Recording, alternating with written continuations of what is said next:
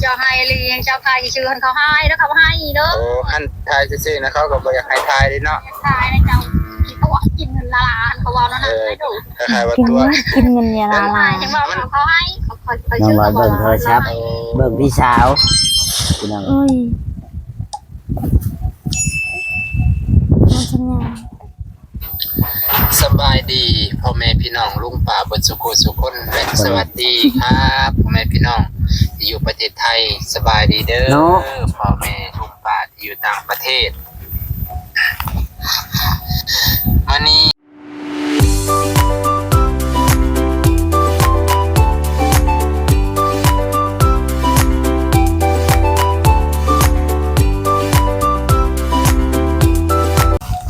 สวัสดีและสบายดีพ่อแม่พี่น้อง FC เนาะมื้อนี้ก็อยู่ที่บ้านน้องลอยคือเก่าพี่น้องเอ้ยเนาะมื้อนี้ก็น้องลอยก็อยู่โฮมกกกระโดนเพิ่นเฮ็ดไปช่างนี่น้อง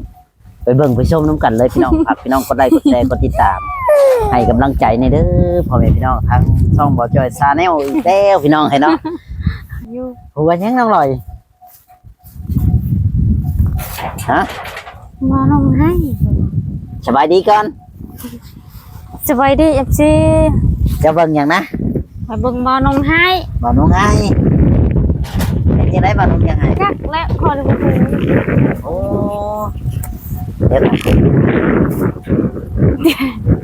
บ่จ่อ นะ อยู่ไผเฮาอยู่นำกัน ใส่ อ้าวทำอะไรให้ เราเอาไหนๆน่ากินนี่นะ พอดูฮู้ด้วยแต่นั้น มันบ่ได้มีสัญญาณมันอยู่เบิ่งยากเอาว่าแบบนึงชีพหนึงก็บ่มีบัด หืมเละ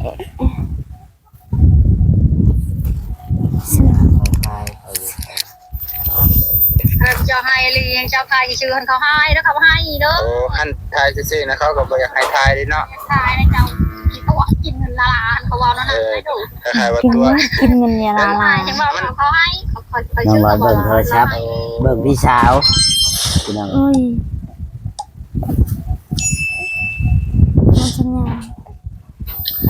สบายดีพ่อแม่พี่น้องลุงป่าเบิดสุขสุขคนและสวัสดีครับพ่อแม่พี่น้องที่อยู่ประเทศไทยสบายดีเด้อพ่อแม่ลุงป่าที่อยู่ต่างประเทศมื้อนี้เนาะบ่าวนงมีความทุกข์อกทุกข์ใจแห้งเพราะว่าหยังแต่ว่ามันจังไดแหละบอกก็บ่ถูกตอนไปนั่งคุยกับเพิ่นน้ำตาจนสิออกไปพี่น้อง ก็คือมีเรื่องอยากเว้าสู่ฟังว่าบ่าวนง น้องลอยพัน ถ่ายคลิปมานี่ก็ถือเลยคนหนึงเอาให้เนาะคือเพิ่นเล่าว่ามีแต่มาถ่ายไม่อยากไปสิอยากเว้านำ แม่นว่าน้องลอย ไปสิอยากให้ถ่ายเพิ่นเล่าจังซี่ โดยในไหนเนี่ยน่ะบ่ให้ถ่ายบ่ บ่สะพังมาล น้อง งก่อน อยากไปได้เห็นเพิ่นแหละคิดว่าเราต้องกับผู้ว่าเพิ่นเป็นญาติกันพอดีเลยสมาถ่ายนั้นเป็นของนางร้อยเนาะของนางร้อย นั่น คือนางน้อย แม่นบ่ คนวิไลผู้ที่มีลูก5คนนั้น เอ้ยจะบ่ แต่วันนี้อีกคนหนึ่งเพิ่นกำลังคลอดลูกเนาะเป็นน้องของลูก5คนว่าน้องก็เห็นเพิ่นแล้วก็เลยถามมามายังอยู่พี่บ่าวน้องก็ถามบ่าวน้องก็บ่ฮู้เนาะแต่ก็ถามได้สมาคารวะนั่นแหละก็ปุ๊บเพิ่นก็ตอบโอ้น้องคลอดลูกประมาณนี้ไปเป็นน้อง โอ้ยงงกว่าน้อง ก็เป็นถาม อ๋อ พี่น้องสุดมาจะได้ยินเสียงน้องลอยอยู่บ่ สิว่าให้ฟังเพิ่นก่อนก็เลยใครถามว่าจะมาจังไดจะมาหยังใครว่ามาเฮ็ดหยังมีอีสานเราว่ามีหยังเราว่าจังซี่ไปนะมีหยังก็เลยเอาน้องไปโอ้ไปสิว่าจังไดก็ได้มาเยี่ยมเบิ่งเพิ่นนี่แหละมายามเพิ่นได้ยินข่าวว่าเพิ่นคลอดลูกได้น้องบ่น้องก็ว่าจังซี่ เพิ่นก็เว้าต่อเว้าหลายคำไปพี่น้องจนเบาน้องอึ้งแล้วบัดนี้เบาน้องจนน้ำตาจนสิตกไปเลยน้ำตาจนสิออกน้ำตาข้างหน่วยด้วยความที่เฮาก็บ่อยากแสดงความอ่อนแอ วลินไหมเฮาก็เลยแต่ว่าช่วงนั้นเบาน้องก็คิดว่ากดทายแล้วแต่มันปัดลืมไปพี่น้องด้วยความที่เฮาถึกเว้าใส่แน่เนาะเฮาก็เลยว่าเอ้ยเฮามาถ่ายกันบ่แม่นว่าเฮาสิได้นำเฮาโลดเพิ่นก็เปรียบเทียบกับ2ใหญ่เห็นบ่อ้ายนั่นเพิ่นมาเพิ่นก็ยังซื้อนั่นซื้อนี่ให้ซื้อข้าวสารอาหารแห้งให้ลดให้ให้ลดให้เงินเพิ่นน่ะเฮาก็เลยว่าเฮาบ่มีเนาะเฮาก็บ่มีอีหลีกระนั้นเฮาสิมาถ่ายก็ยัง เป็นในน้องร้อยน้องไฮรีบ่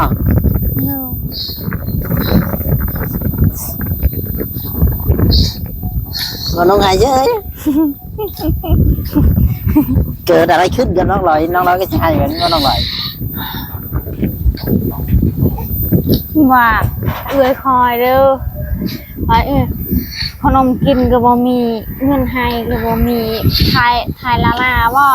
เงินก็บ่มีด้วยคือทายลาว่าแบบนั้นสิไผสิทายไผสิดุ เจ้าว่าแบบนั้นสิเจ้าก็สิว่าแบบนั้นบ่บ่ติห่วยก็ว่าแบบนั้นหายเขาแท้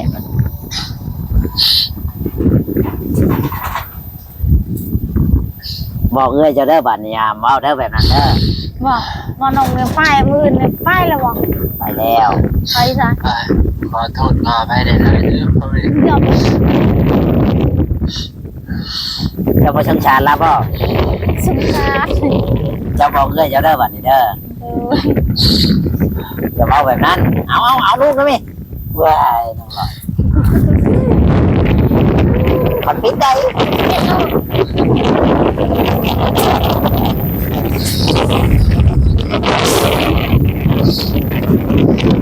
ป้าผมกูละแห้งมาสัมภาษณ์เฉยๆเนาะจะถามที่ชื่อไม่จะถามเลยใครนะ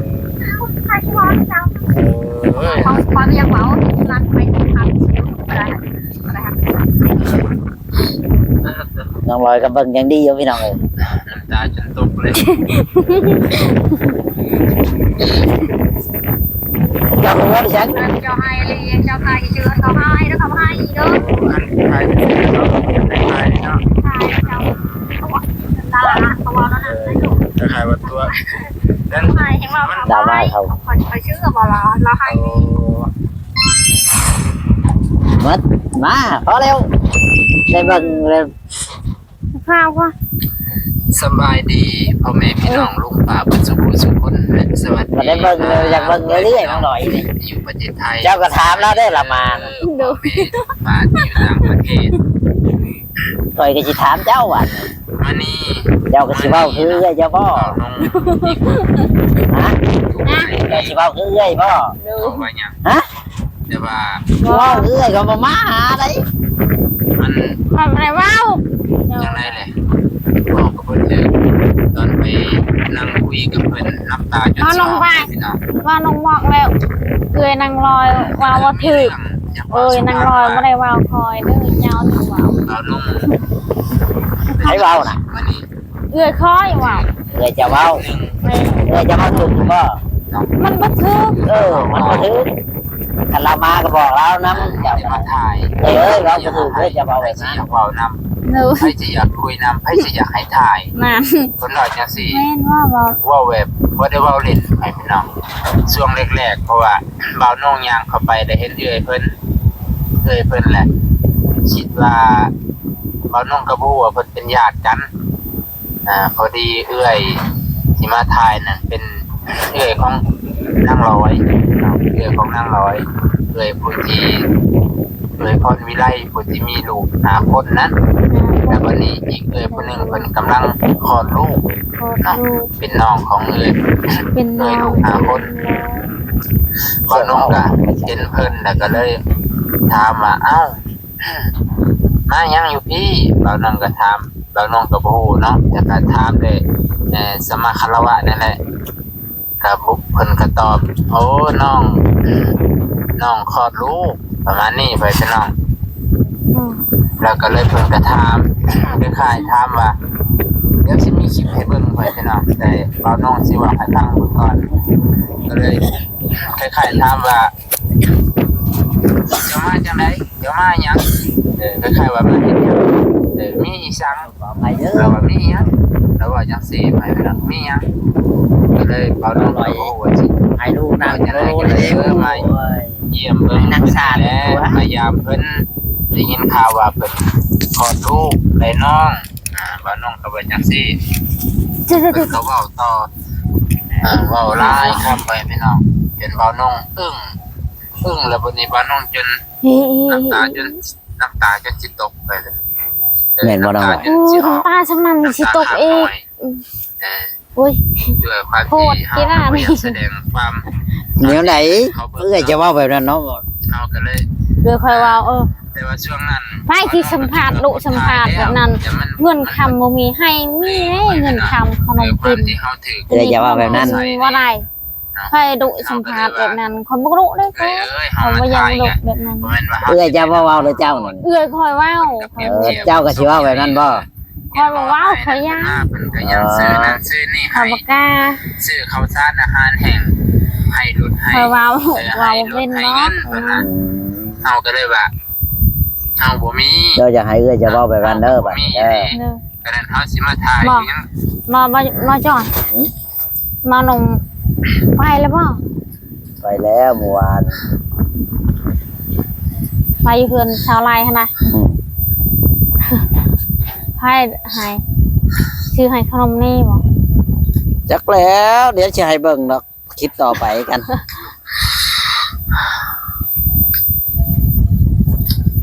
คอยก็บ่ฮู้กันเนาะคอยก็บ่ได้เบิ่งคือกันคอยเห็นน้อยเดียวคอยมาถามเจ้าคันเรามาก็บอกแล้วว่าเอ้ยเว่าแบบนี้เจ้าเว่าบ่ถูกเด้อเพิ่นมาถ่ายเพิ่นก็บ่ได้มีหยังให้เพราะว่าเพิ่นก็มาถ่ายให้ FC เบิ่งให้ป้าๆลุงๆเบิ่งเจ้าก็บอกแล้วก็ใช้พวกง่ายก็ใช้บุญทุนชาวบ้านคือกันบ่ได้ว่ามีเงินมีคำดอกก็มาถ่ายให้เพิ่นเบิ่งซื่อ รอไปได้หลายเด้อเขาเลย มันว่าเลยเอื้อค่ะว่ามาลาวพัดมีของกินขนมกินอันนี้มานงบ่มีว่าทายได้ยาก ว่าแบบนั้นบ่ถึกคอยมาถ่ายได้คอยบ่มีได้ฉัน จัก ว่าแบบนั้นคอยให้แล้วว่าบ่แม่นมาถ่ายก็มาถ่ายซื่อๆนี่แหล้วตอนยังบ่มีก็ได้ ตกเลย มีก็ได้แหละว่ะ เด้อ เห็นบ่ฉันคอยมาหาเจ้าทีแรกคอยมีหยังเขาก็บ่ได้มีบัดคอยมีได้ฉันก็ยังได้ดินเป็นผืนเพิ่นก็ยังได้ฉันแม่นแล้วว่ะ เว้ย เออให้เพิ่นถ่ายโลดแล้วแต่บุญวาสนาเฮาเข้าใจแล้วว่าเว้า เข้าใจเลย เออ บุญวาสนาเฮามีเฮาก็ได้บุญวาสนาเฮาบ่มีก็บ่ได้ไปกับมาซื่อๆเนาะขนาดไปมาเนี่ยเติมน้ำมันยังบ่มีเลยดอกไม้ รอไปเด้อพ่อแม่มาสู่สุขคน บ่ได้มีเงินเอาเติมน้ำมันมาซื่อ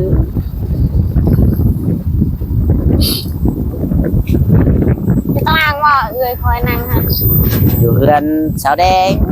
แสดง ก็คือเราน้องก็อธิบายตามความจริงว่าการที่เขามาถ่ายก็บ่แม่น บ่นุ่งเราให้อีหลีบ่หรือเราให้อีหลี ให้ลี เอาแต่ถ่าย แล้วเป็นหยัง รักผู้ใหญ่ เอื้อยคอยฮะ นั่น จะมีจิตใจเมตตา เจ้าก็จะเฮ็ดแบบนั้นเด้อ บ่งามเด้อเด้อเด้อ สะพานบุญ FC ให้ได้ เฮาสิซอยจังไดรถเฮาก็ยังบ่มีขี่ว่าเฮาก็ยังห่าง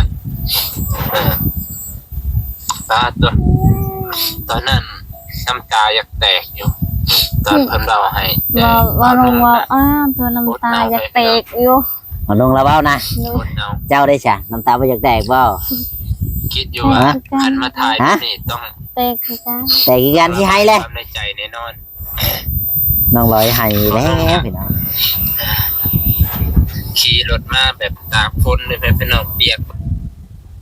อุ้ย เงินสัญญาณหมดแล้วก็แจ็ค หมดสัญญาณเลย เบิ้ง โคตรหมดสัญญาณ หมดสัญญาณแล้ว หมดเพลงไม่ได้เยอะค่ะเยอะเลยเอ็มตัวเอาเรื่องนี้นางเลยนางต้องจุ่มเกลือสักกระป๋อง แม่นพ่อน้องลอย ของเราเอง เจ้าจะเห็นแบบนั้นเด้อ เดี๋ยว เห็นแบบนั้นเพิ่นบ่แพงได้นี่ค่อยมีคลิปที่คลิปหนึ่งเขาใช้จะเบิ่งพอน้องเราไปถ่ายวันนี้พอน้องก็ไม่ได้ขับมาหาเจ้าเนาะ บ่เห็นนะ ไปใช้นั่นน่ะ บ่ก็สิไปเบิ่ง เดี๋ยวเขาจะเปิดให้เบิ่งแบบไปนั่งพุ่นโอ้ยได้เบิ่งได้สนใจเลยน้องลอย บ่จอยมานงคือบ่เห็นหมา เจ้าถามคอยถามไผบ้านเจ้าเนาะบ่แม่นบ้านคอย บ้านเขาไว้แล้วมันไปทางอื่นเหรอ เราบ่ได้มาจากเมืองแล้ว สอง สองมื้อแล้ว สอง จะไปหาบ่อสวน ใคร อยู่น้องแล้วก็ไปถ่ายต้นไม้พี่ชักของเราเนี่ย สวนผักบ่อนุ่งเด็กสวนผักนะ แม่ลาย มันปลูกมาบังใครบัง เดี๋ยวจะเบิ่งเท้าให้มันจบคลิปกันที่เดิมไม่ได้อยากเบิ่งเรื่อย อยากบังมาก ๆเบิ่งจะว่าอย่างเบิ่งใจเย็นๆให้สัญญาณมาก่อนสัญญาณยังออกมา สัญญาณมันมีป่ะคะ อืม ดิฉันจะแต่งผัวเลย อีหยังถึง เอามา ไผมานะ ดิฉัน บ่นุ่งบ่นะ บ่เม็ดนะ อ๋อเจ้าคันบ่าวนุ่งมาเจ้าสิถามเราได้ได นี่ทำบอกว่าน้อง อีลีว่าเจ้าให้เพื่อคอยให้เจ้า มีขนมกินให้มีขนมกินแค่นี้มีใครว่า อันนี้ไผ่ชีดุขายดุยิงอยู่หันโอ้ยเขามาให้ยิงด้วยจ้ะเงินคำมาให้ เจ้าก็สิเว้าคือกันเด้ ว้าแล้วเจ้าเลย โอ้เจ้าเว้าแบบเอื้อยจะเว้าบ่นี่นะ ว้า เออ คอยว่า เอื้อยจะเว้า เจ้าจะเว้าแบบนี้เด้อสิให้เด้อ มาเรามายัง เว้าหยัง มาเวียงจะ5 บาทร้อยว่าขอคืนน่ะคอยฮะ อืม คอยบ่กล้า น้องร้อย เดี๋ยว เป็นคน ถ่าย ดี ไปถ่ายโลดยังอยากถ่าย อืม มันมีของกินดีย่าคอยไปเลยวันนั้นดอกไปพี่ชายของกินพี่ชายเงินคำมาใหายพระชิดุมาถ่ายกูพี่ชายเงินคำบ่ อืม อยากให้เงินคำกับหลานพูด เอื้อยจะเว้านั่นนะ รู้ เออ บ่ น้อง บ่นงเลยบ่นงให้บ่นงว่าเพิ่นกันสิแตกเร็วเดี๋ยวนี้ น้องร้อยสอนเอื้อยเราเด้อพี่น้องเด้ออย่าว่าน้องร้อยเว้าเด้อพี่น้องเด้อน้องร้อยน้องแล้วสอนเอื้อยเราบ่จอยให้เราเบิ่งคลิป เอื้อยเราที่เว้ากับบ่าวนุ่งนั่นแหละพี่น้องเนาะที่ว่าเว้าแบบนั้นเราบ่ถึก มันบ่ทึก เอ แบบนั้น อเว้าบ่ ให้สิ ถึก เว้า เพิ่นมาถ่ายคือข่อยมาถ่ายเจ้านี่ข่อยก็บ่มีหยังมาให้เจ้าเนาะคันมีข่อยก็ซื้อมาให้เล็กๆ บ่ น้ มี อย นี่ย่าขอบ่ได้ให้คิดเนาะว่ามีบ่ของกินขอยบ่ตอบไป ๆเออดีแล้วน้องร้อยเอ้ย ขอยบ่ตอบ ตอบแบบนั้นมันบ่ดีบ่งามข่อยมาถ่ายก็เพื่อว่าบุญวาสนาจะมีเจ้ามีบุญเจ้าก็ได้แม่นแล้วว่า โอ้ย ยังคือกันแล้วก็จะให้เบิ่งกันนี่เนาะ เบิ่งกัน ไปเรื่อยๆนี่แหละ ไปเรื่อย เพิ่นว่าเฮามีบุญวาสนาเฮาก็ได้ คือ ๆ เจ้านี่แหละ มีบุญวาสนาได้ คือเฮือนเจ้านี่แหละเจ้าก็มีบุญวาสนาเจ้าก็ได้ บุญหยังบุญลูกเจ้า โดย คือชื่อว่าบุญเจ้าบุญลูกเจ้า บุญผัวเจ้านี่อาจสิน้อย โดย แม่นละว่าข่อยเว้า แม่ อืม ถึกเลยเจ้าว่า สิแหละหยังคือกันแล้วเฮาก็ให้พิจารณาเบิ่ง เนาะ บ่แม่นว่าอยากได้อย่างเดียวมันยังบ่มีสัญญาณเนาะว่ามันยังบ่ติดว่าสิให้เบิ่ง ทำชิ้นงานมาก่อน ใจเย็นๆหยังก็ได้ไผก็อยากได้คือ มา กัน น นั่ ง นแหละ ว่าไผสิว่าแบบนั้น มันบ่ถึกว่าแบบนั้น ล เราก็บ่ได้ถามเจ้าบ่ว่าเรามาหา บ่ ว่าเอ้ยเจ้าบ่อย่างฉันอย่างซี่กับข่อยได้ เราบ่ได้ว่าบ่ บ่ได้ถาม เออ ยังเอื้อยคอยมาคอยอยากถาม คันได้มานี่เจ้าสิถามได้ได้ ก็สิถามอีหลีว่าเจ้าหายบ่น้องอยากกินขนมอยากกินอันนี้บ่อันนั้นบ่ไผสิหายหายแบบนั้นบ่ถือกันได้ไผสิหาย เจ้าก็บอกเราแบบนั้นบ่ถูกได้เอ้ย มันบ่ถือ เพิ่นก็มาเพิ่นก็บ่ได้ว่าอันนั้นดอกยามมีเพิ่นก็ได้กิน ให้ยามมีได้กิน อืม ให้ยามบ่มีก็บ่ได้กินก็บอก ไผคือกันแล้วมาถ่ายก็ให้เพิ่นเบิ่งเนาะ โล เพื่อผู้รักผู้ใหญ่ คนละคนใหญ่ FC เบิ่งเฮา เนาะบ่มี ขนาดเพิ่นเบิ่งเพิ่นยังเพิ่นก็ยังทันได้กินเนาะ โล เจ้าจังเจ้าตะกี้เด้เจ้าแฮงจอยแล้วเจ้าก็อยากให้เจ้าเบิ่งคลิปเก่าเจ้านะ พี่ชาย มันบ่มีสัญญาณนี่สัญญาณมันหายนี่ มีสัญญาณบ่ เออ ยังบ่ได้ลบบ่ บ่แล้วเรามันเฮ็ดไปจังโอเคพี่น้องเนาะพบพ่อกับคลิปต่อไปเด้อพี่น้องเอ้ยคลิปนี้ก็สิบ่มีหยังหลายก็สิขอจบคลิปไว้เพียงเท่านี้พ่อแม่พี่น้องเนาะถ้าผิดพลาดประการใดก็ขอโทษขออภัยก็สิเปิดคลิปให้น้องร้อยเบิ่งอีกคือเก่านั่นแหละพี่น้องเอ้ยเนาะก็หาสัญญาณก่อนเพราะว่าบ้านน้องร้อยนี่สัญญาณนี่ก็สิหายากเพราะว่าสัญญาณมันบ่ค่อยมีพี่น้องเอ้ยเนาะเพราะว่า จะแต่งพวกเลยแล้วแกนี่แต่งพวกแล้วก่อน บ้านเราก็อยู่กลางป่ากลางดงนะก็ มีแต่งพวก มันก็ใกล้ตัวเมืองอยู่ดอกพี่น้องเอ้ยแต่ว่าสัญญาณบ่ค่อยมีเนาะทางเฮือนน้องลอยนี่ก็โอ้ยอุกอังปะโนนังนี่อะไรพี่น้องเอ้ยเนาะ มีสัญญาณเลย บ่มีสัญญาณน้องลอยมันติ้วๆเลย อืม เดี๋ยวเขาสิย่างหาสัญญาณก่อนเด้าองลูก เดี๋ยวโอเคสบายดีกัน สบายดี FC โดย